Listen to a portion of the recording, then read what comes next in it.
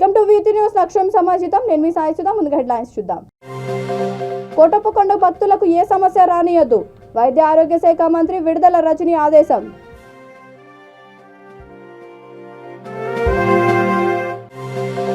ఉయ్యూరు వీరమ్మ తల్లి తిరునాళ్లకు పోటెత్తిన భక్తులు. దర్శనం కోసం భక్తులు క్యూ లైన్లో తోపులాట.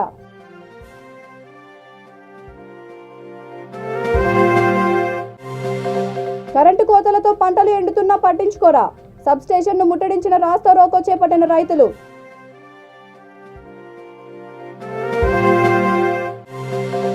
దేశాన్ని మతపరమైన హిందూ రాజ్యంగా మార్చాలని కేంద్రం కుట్ర. సిపిఐ-ఎంఎల్ రాష్ట్ర అధికార ప్రతినిధి బుద్ధా సత్యనారాయణ ధ్వజం.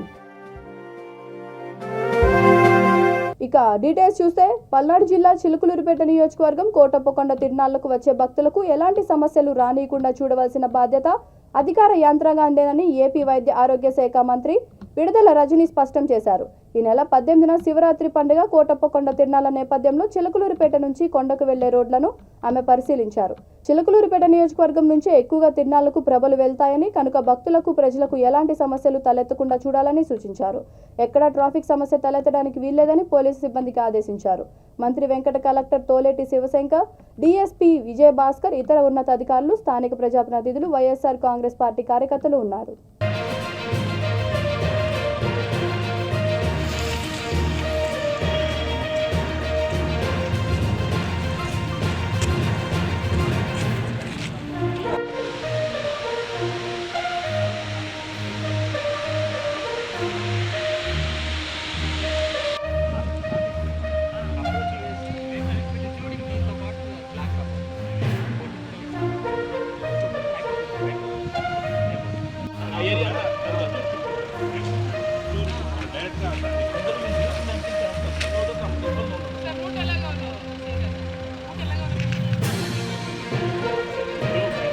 కృష్ణా జిల్లా ఉయ్యూరు వీరమ్మ తల్లి తిరునాళ్ల సందర్భంగా భక్తులు పోటెత్తారు. దర్శనం కోసం భక్తులు క్యూ లైన్లో తోపులాట చోటు చేసుకుంది. తిరునాళ్లలో భాగంగా ఆఖరి ఆదివారం కావడంతో భక్తులు అధిక సంఖ్యలో హాజరయ్యారు.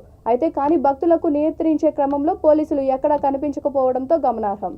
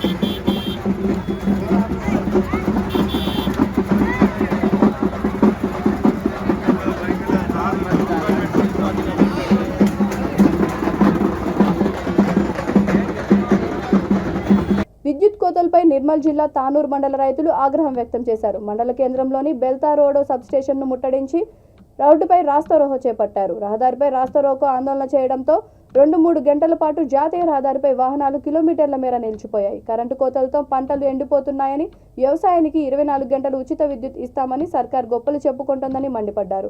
రోజుకు కనీసం 4-5 గంటలకు మించి కరెంటు ఇవ్వడం లేదని, ఇట్లయితే తామెట్లా బతకాలని ఆందోళన వ్యక్తం చేశారు. కనీసం 18 గంటలు విద్యుత్ ఇవ్వాలని డిమాండ్ చేశారు. ఎస్ఐ విక్రమ్ విద్యుత్ అధికారి ఈ ధర్నా శిబిరం వద్దకు చేరుకొని 2 రోజుల్లో కోతలేని విద్యుత్ అందిస్తామని భరోసా ఇవ్వడంతో రైతులు ఆందోళన విరమించారు.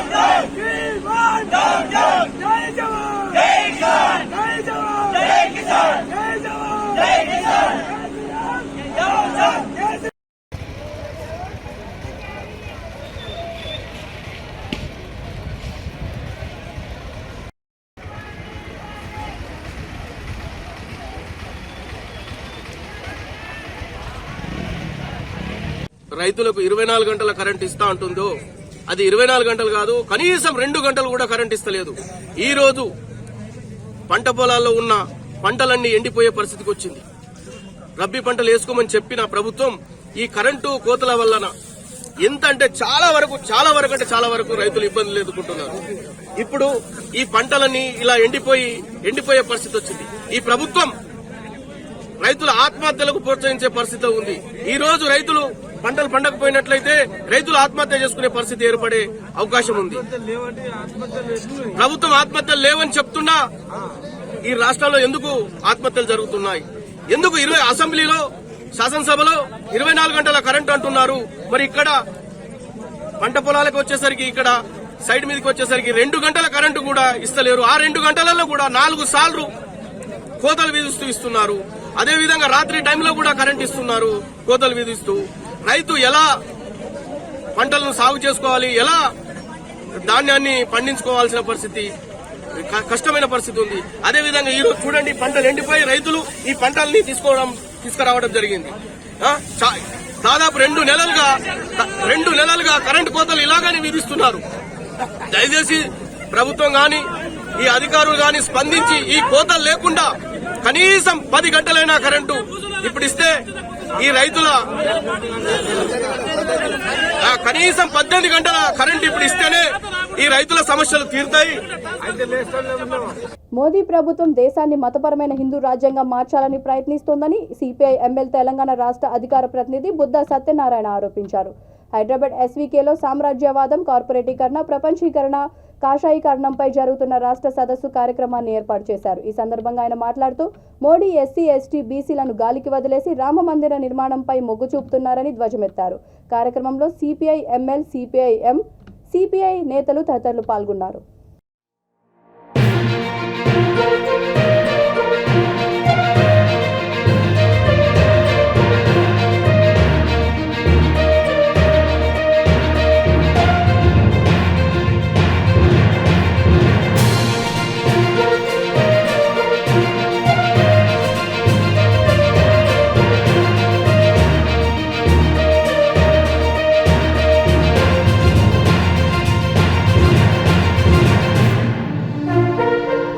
యాదాద్రి భువనగిరి జిల్లా యాదాద్రి భక్తులతో కిటకిటలాడుతోంది. ఆదివారం సెలవు దినం కావడంతో స్వామివారి దర్శనానికి 3 గంటలు, ప్రత్యేక దర్శనానికి గంటకు పైగా సమయం పడుతోంది. రాష్ట్ర నలుమూల నుంచి భక్తులు అధిక సంఖ్యలో తరలి రావడంతో లక్ష్మీ పుష్కరిణి, ప్రసాద క్యూ కాంప్లెక్స్లు, ఆలయ పరిసరాలు సందడిగా మారాయి. నిత్య కళ్యాణం, నరసింహ హోమం, అష్టోత్తర పూజల్లో భక్తులు పాల్గొని మొక్కులు తీర్చుకున్నారు.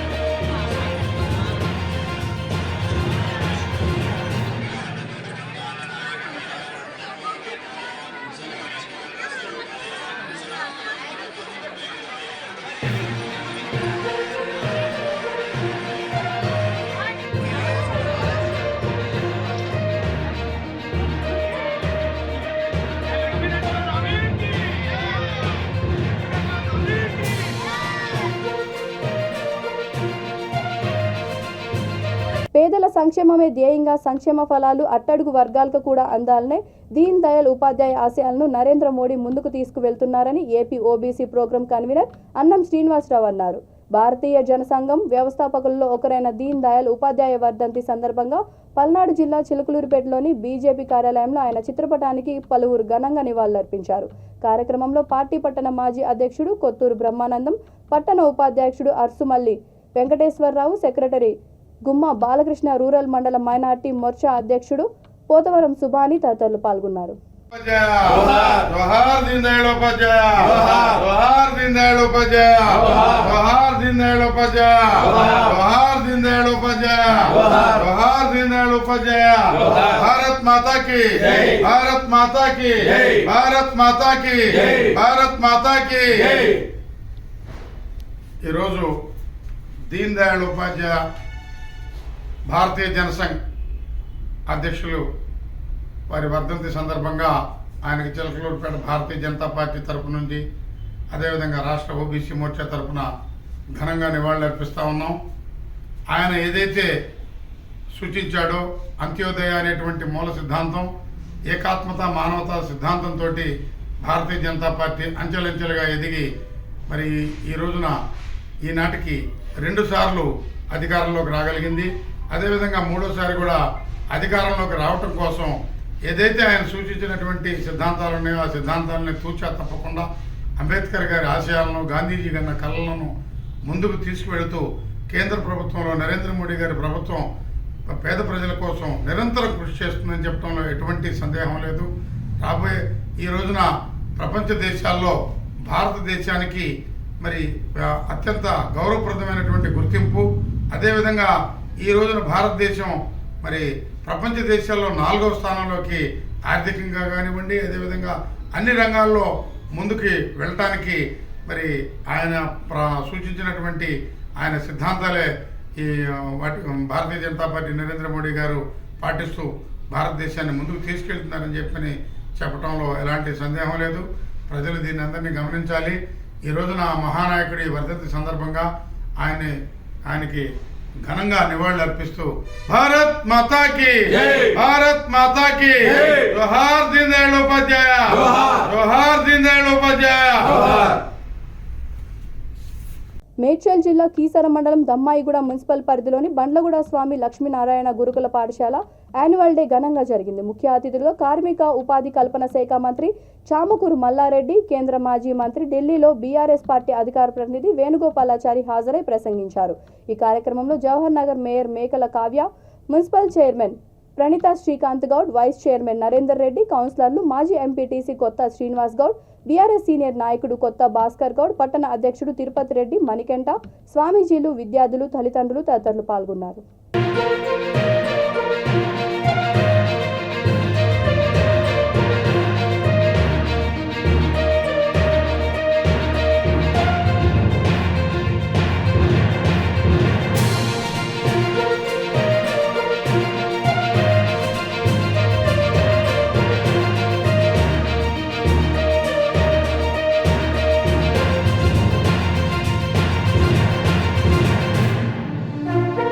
దేవప్రసాద్ గురూజీ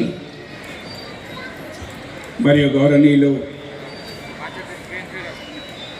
ఈరోజే మన అసెంబ్లీలో మొట్టమొదటిసారిగా విస్తృతంగా మాట్లాడి ప్రతిపక్షాల నోట్లను గౌరవంగా మోయించిన కార్మిక శాఖ మంత్రులు మరి స్థాన ప్రతినిధి పెద్దలు మల్లారెడ్డి గారికి, అదేవిధంగా ఈరోజు కార్యక్రమంలో ఈరోజు మన జవహర్ నగర్ కానీ మన దమ్మాయిగూడెంలో కానీ మన పరిసర ప్రాంతంలో స్వామి లక్ష్మీనారాయణ గురుకుల పాఠశాల ఫస్ట్ యాన్యువల్ డే సందర్భంగా మీ అందరికీ కూడా శుభాకాంక్షలు, ధన్యవాదాలు. దానికి గౌరవనీయులుగా మన పెద్దలు పూజ్య సమానాలు భగవంతునితో సమానము మన బడే స్వామి గారు, అదే మాదిరిగా మన గౌరవనీయులు దీనికి ముందరి సంది ఉండి సపోర్ట్ చేసి అన్ని రకాల కూడా ఆదుకున్న మన మాజీ సెంట్రల్ మినిస్టర్ వేణుగోపాల్ చారి గారు, అదే మాదిరిగా దగ్గర రామారావు గారు అంటే మాకు చాలా బంధువు, పూర్వం సంధి గత 40 సంవత్సరాల సంధి కూడా. ఆయన మా మామ శంకర్ రెడ్డి గారు పార్ట్నర్లు.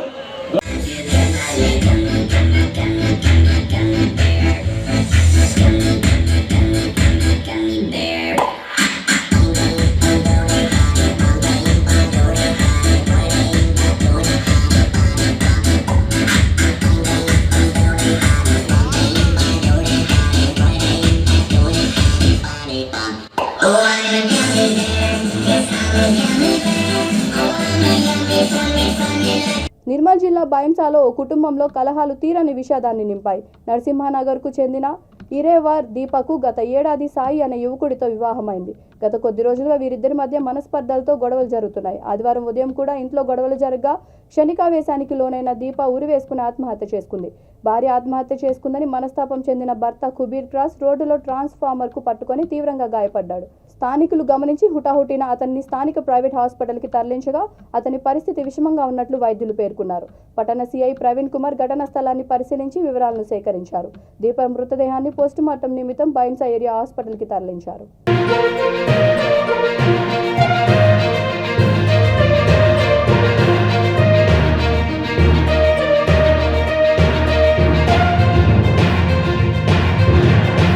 విశాఖ జిల్లా పెందుర్తిలో 9వ తరగతి విద్యార్థి ఆత్మహత్యాయత్నం చేసుకోవడం కలకలం రేపింది. జీవీఎంసీ 95వ వార్డు లక్ష్మీపురం పోర్టు కాలనీకి చెందిన వంశీకృష్ణ అనే బాలుడిపై దొంగతనం నేరం మోపారని ఆవేదన చెందుతూ రైలుకు ఎదురెళ్లి చివరి క్షణంలో పక్కకు తప్పుకున్నాడు. అయితే అతని ముఖానికి తీవ్ర గాయాలు కావడంతో కేజీహెచ్కు తరలించారు. ఈ ఘటనపై పోలీసులు కేసు నమోదు చేసి దర్యాప్తు చేపట్టారు.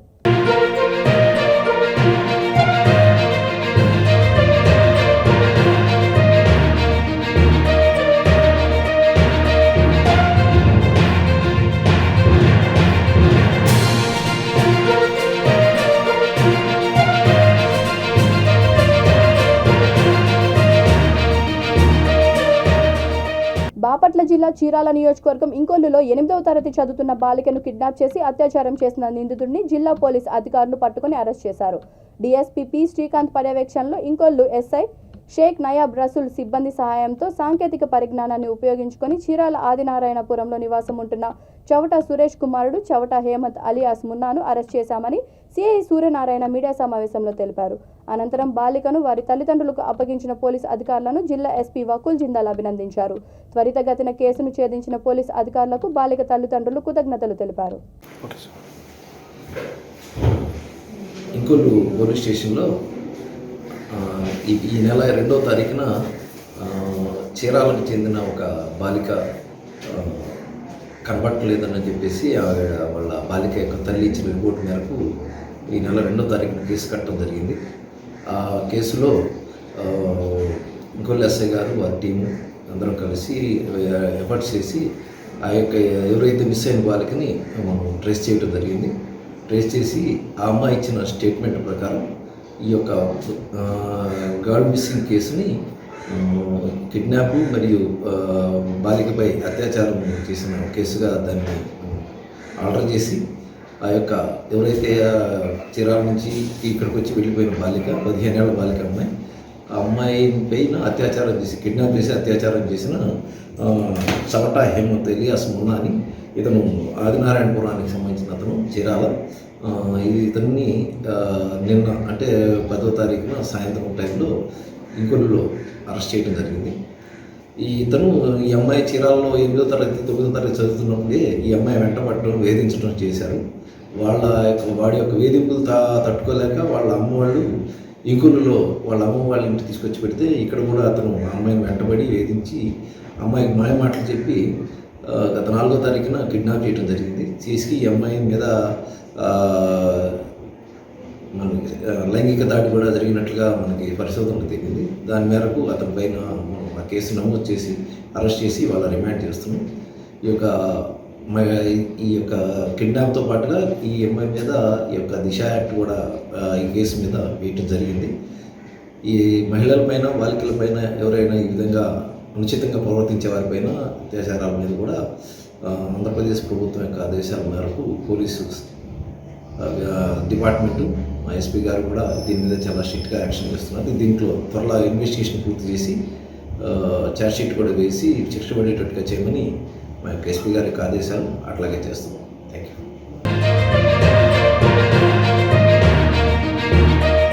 బులెటిన్ ముగించే ముందు హెడ్లైన్స్ మరొకసారి. కోటప్పకొండ భక్తులకు ఏ సమస్య రానియొద్దు, వైద్య ఆరోగ్య శాఖ మంత్రి విడుదల రజని ఆదేశం.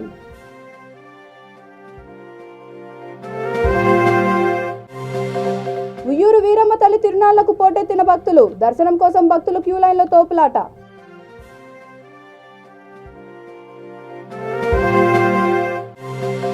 కరెంటు కోతలతో పంటలు ఎండుతున్నా పట్టించుకోరా, సబ్ స్టేషన్ను ముట్టడించిన రాస్తా రోకో చేపట్టిన రైతులు.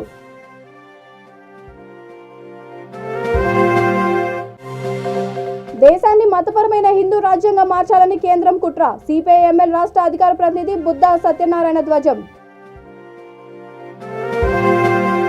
ఈ బులెటిన్ ఇంతటితో సమాప్తం. మరొక బులెటిన్తో మళ్ళీ కలుద్దాం. అంతవరకు చూస్తూనే ఉండండి V3 న్యూస్, సక్షం సమాజితం.